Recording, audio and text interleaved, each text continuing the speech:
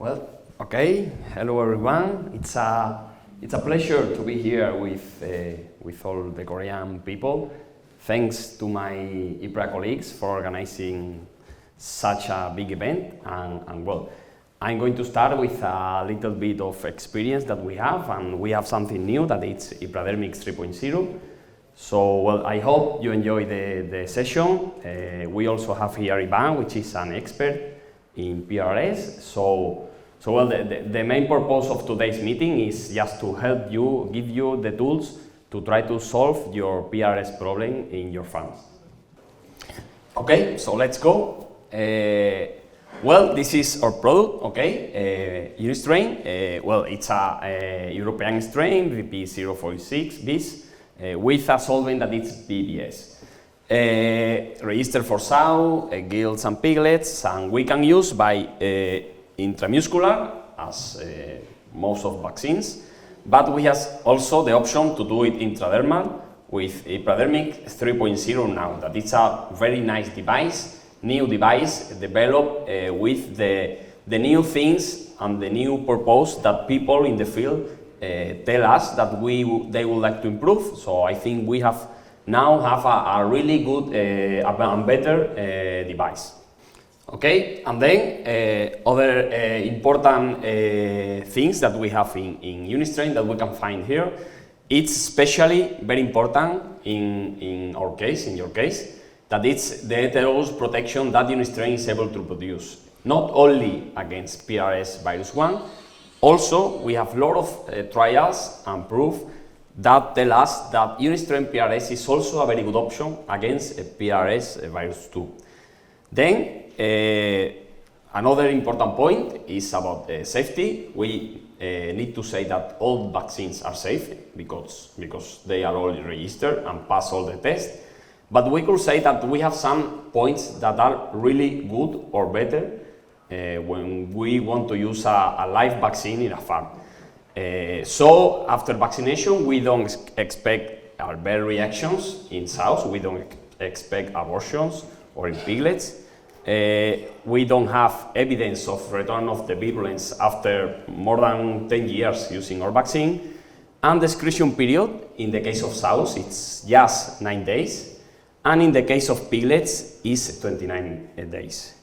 And finally, this is the dosage that you can find. So that's the information.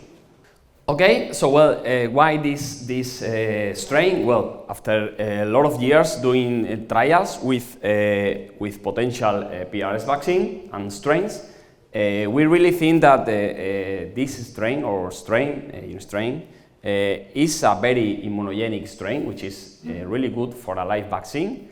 Is safe, as we have said. It's difficult to find this, but we have a safe vaccine, we could say. And finally, we have, as I mentioned before, we have a very good range of heterologous protection between PRRS virus 1 and PRRS virus 2. Okay, these are some publications about heterologous protection. I'm not going to go in deep. You can find this or more information in our website, PRRS Control. So if you are interested, you can go there and you could find this and more trials. Well, now I'm going to tell you a little bit the story of Unistrain in Asia. Okay, we arrived one of the first country in Asia. Well, the first one actually. It's Korea. Okay, then we arrived to a series of countries, and finally last month we just arrived to Japan. Okay, so that's something for us very important. Because as you know, as you will know maybe now, because I'm going to tell you, in Japan, a few years ago there was a publication about a PRRS virus 1, but we have tried to find more evidence. We don't have been able to find more PRRS type 1 strains, so we could say that the quantity of PRRS that we find is almost 100% of PRRS virus 2. So it's really important for us because it means that, that we have been able to prove to the government of Japan, with the requirement they send us, that Unistrain is a very good option against PRRS virus 2. Also very important for us is the safety of the vaccine. After more than 10 years using Unistrain, we haven't seen any bad reaction.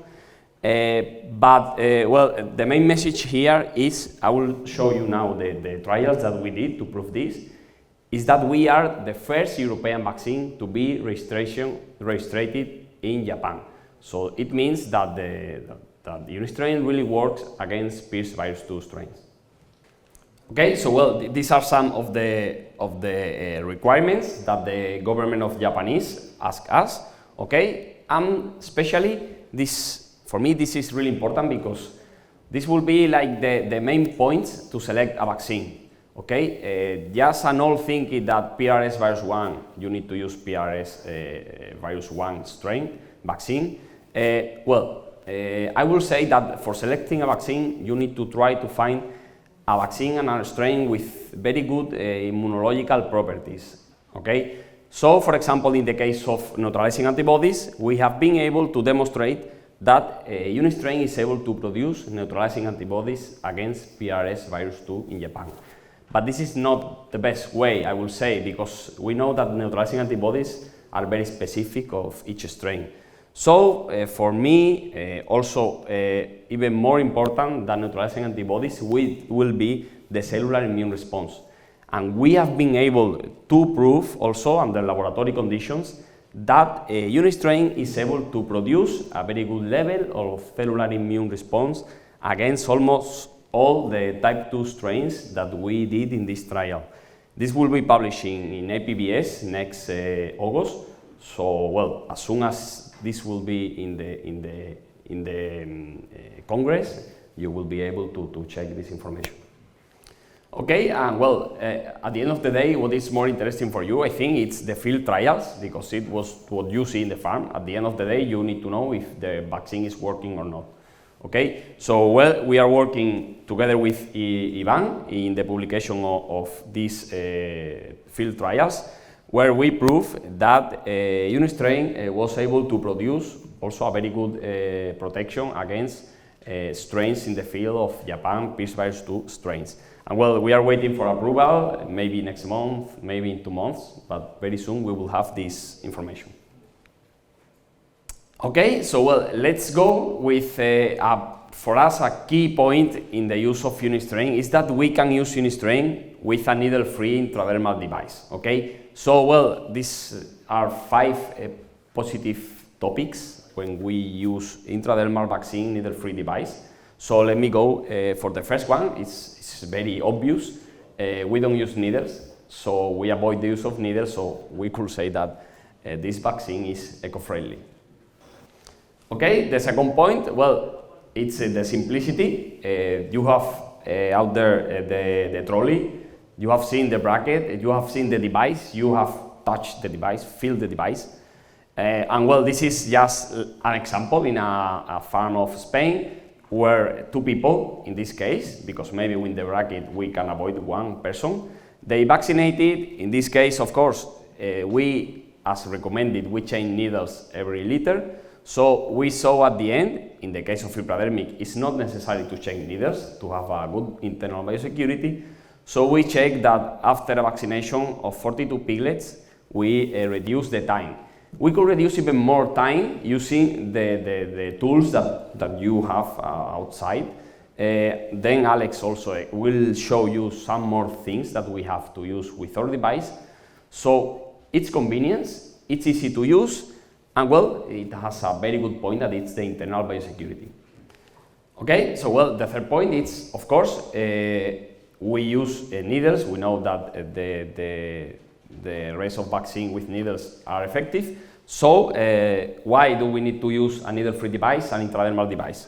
Okay, we could say that these are the route of administration. The most useful or the most common use is the intramuscular, and we still need to continue to use this way with another antibiotics or another vaccines. But then also in the case of human, we have subcutaneous, not very common, but there are some vaccines that you can use subcutaneous. And we have here the intradermal route, okay, which we deliver the vaccine in the dermis. Okay, then we have another route like the oral route for antibiotics and the intranasal route that for some vaccine at early ages you can use this. Okay, so well, why the intradermal route for vaccines? Well, there are plenty of publications that we can find that the skin is a very large immune organ, reaching a lot of important cells to prepare the immune response. So well, we can find dermis dendritic cells, we can find Langerhans cells, lymphocytes, macrophages, mastocytes. We can see there is also a high density of blood, lymphatic vessels. Another publication that tells us that the skin is an optimal place to vaccine, so it's more than proof that it's one of the lawyers with the best cells to apply a vaccine. Also, because in the case of intradermal, the quantity of volume needed for the vaccination is even lower than the intramuscular due to the high number of immune cells that we can find in the dermis. Okay, and this is like the route that a normal intradermal vaccination could develop the immune response. Okay. We could say that in this case there are like two paths. The theory is that the antigens, in the case of intradermal vaccination, passively through directly from the lymph vessels to the resident lymph node dendritic cells, avoiding the contact with bloodstream when we find the maternal-derived antibodies. So we don't know which percentage of the antigen go to this path, but we really think that it's a way to avoid these maternal-derived antibodies. And then another percentage of the antigen will go as a normal route, transported by dendritic cells to the in the dermis from the bloodstream with the neutralizing antibodies, so it will be partially neutralized. And well, finally, they will arrive to the lymph node as expected with a normal intramuscular vaccination. Okay, so well, finally, as a conclusion, the benefits of the IV route is that we have a good immune response because we have a high concentration of dendritic cells. We could expect at least the same, or even in some cases, a better immunity and better immune response. For example, in the case of a publication that we did 3 years ago, we showed that we have a better efficacy because we could create a higher interferon gamma due to the lower IL-10 that our vaccine ID route create. And finally, of course, the advantages of needle-free vaccination, that it's internal biosecurity, because we will see now that we avoid the iatrogenic transmission of PRRS and ASF, and I'm quite sure that we avoid the transmission of another important disease in swine. Animal welfare, we will see also very nice data regarding the vocalizations, and this is linked with the pain of the animals. And well, this is a publication done here in Korea about the food safety, and we could see that using a transdermal needle-free device, we saw a lower carcass damage in the animals in the slaughterhouse. And finally, as we have seen, we give you very nice tools to try to help you on the day in your farm with an easy and faster way of vaccinating piglets and sows. Okay, then let's go to the fourth point, biosecurity. I'm going to be very brief. I just want you to know that there is publication where we can find that when we use needles to inoculate infected pigs with ASF, the transmission of the disease will be faster using needles than with the contact, natural contact with the pigs. Okay, so that's the main point here. Needles do that the transmission of the African swine fever will be faster. Also, in the case of PRRS, and I think that this is more important for you because, I think that when you find a positive ASF farm, you directly need to send the animals to the slaughterhouse. Okay, but in the case of PRRS, we know that we need to use vaccine, and when we have a new outbreak, if you use vaccine in sows, we will be passing the new virus, the new virulent virus from sow to sow. Okay, so we really think that the best way will be to use a needle-free device in this case, because, well, it's more than proof, and we will see also in our publication that the PRRS is transmitted earlier or faster with a needle device. Okay, so, well, this is the publication in the last APVS, and what we did is we infected these seeders, okay, 3 in each group. This one we infected with ASF, and this one we infected with PRRS. So they were positive animals at 7 days. Then, at 7 days post-challenge, using the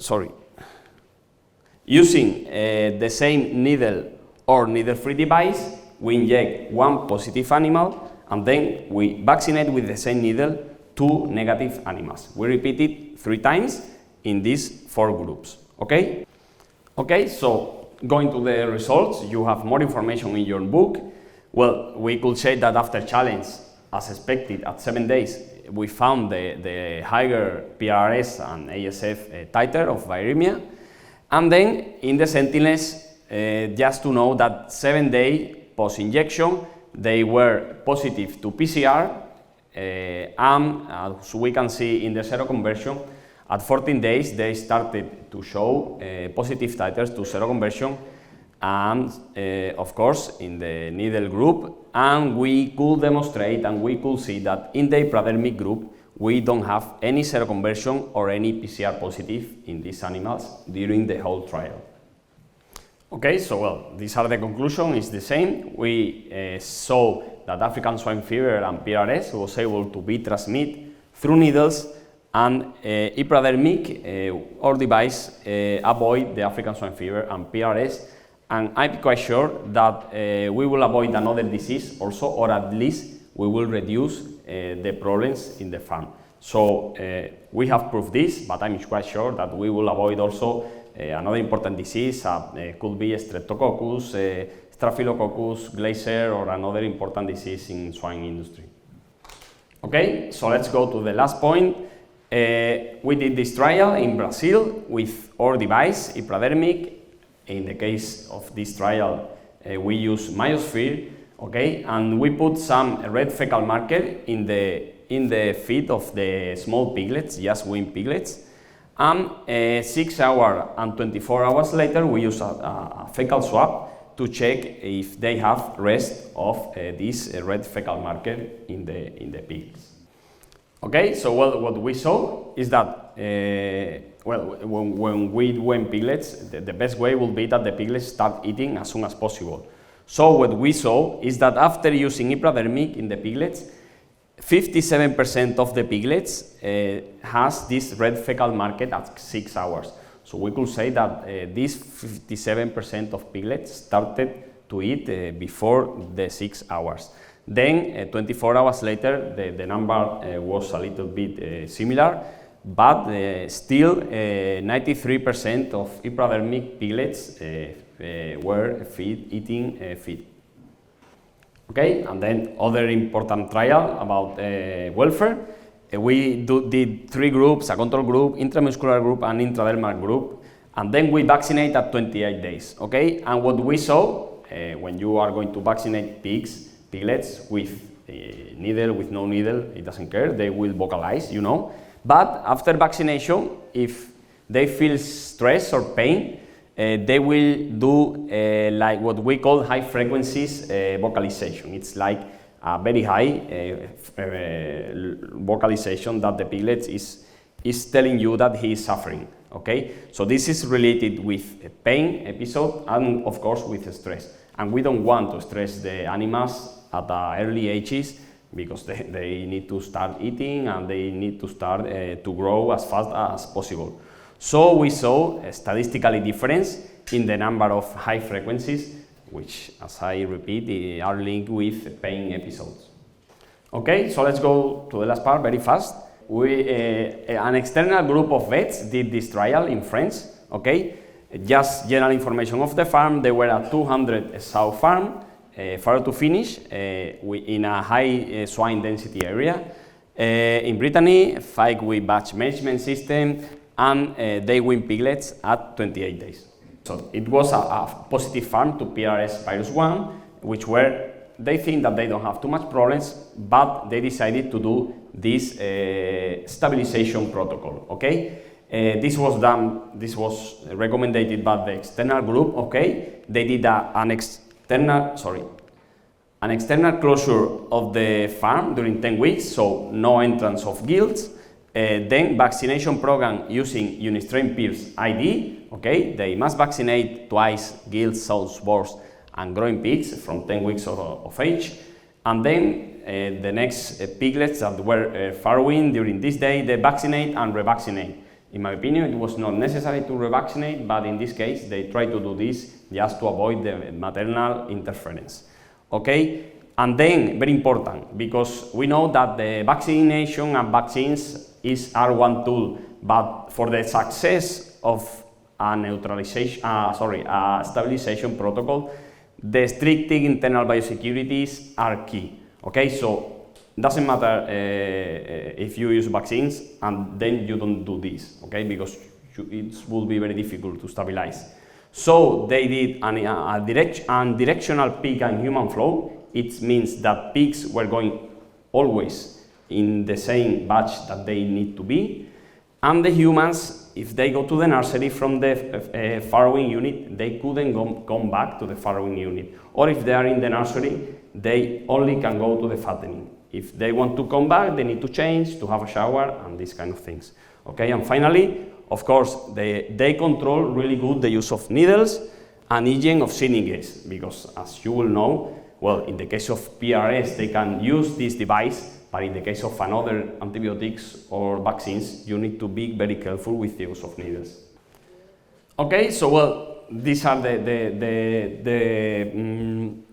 sample method that they did to see that the stabilization was successful. Okay, I'm not going to go in deep. You have in the book, they did PCR pool in the nursery, and then they stopped vaccinating piglets after this stabilization protocol, so they check ELISA tests in the fattening pigs. Okay, then regarding reproductive performance, we only saw a statistical difference in the fertility rate. Okay, they improved the fertility rate, and also I add this data because there is no statistical difference, but we could see the homogeneity in the in the weaning to estrus interval, which is a really good parameter to have under control in your farm. Okay, so well, what we saw, well, the kilogram carcass present per sow was a little bit lower because we stopped introducing gilts. Remember this, okay? But well, sometimes people ask me if PRRS virus 1 cause problems during the productive period, let's say during the farrowing unit. Well, we don't know if it's PRRS 1 or maybe secondary disease, but we can see here that when we control PRRS, we were able to get a very nice and very good performance in the nursery and the fattening period. So, well, you can see here the data. It's very nice data after the stabilization protocol. Okay, and well, this is about the reduce of antibiotics. We reduce 44% of the use of antibiotics in this animal, which also means money, and in the case of Europe, very important to reduce the use of antibiotics. And finally, the most important, especially for you and for farmers, it's the money. Okay, so we calculate the benefit that this stabilization protocol had in the farm. So, well, I put this in home. I think it's good for you. We could earn 4.2 euros more per pig slaughterhouse because we have a better, especially feed conversion rate. And finally, if we calculate this per sow, it's this quantity, 108 euros per sow per year. Okay, so well, that's all for me. We have seen these 5 points. We have seen the benefits of Hipradermic. Now Alex will go in deep in some of them. And finally, what we like to say that pigs don't like needles. Okay, so thank you very much for your attention. Well, that's all.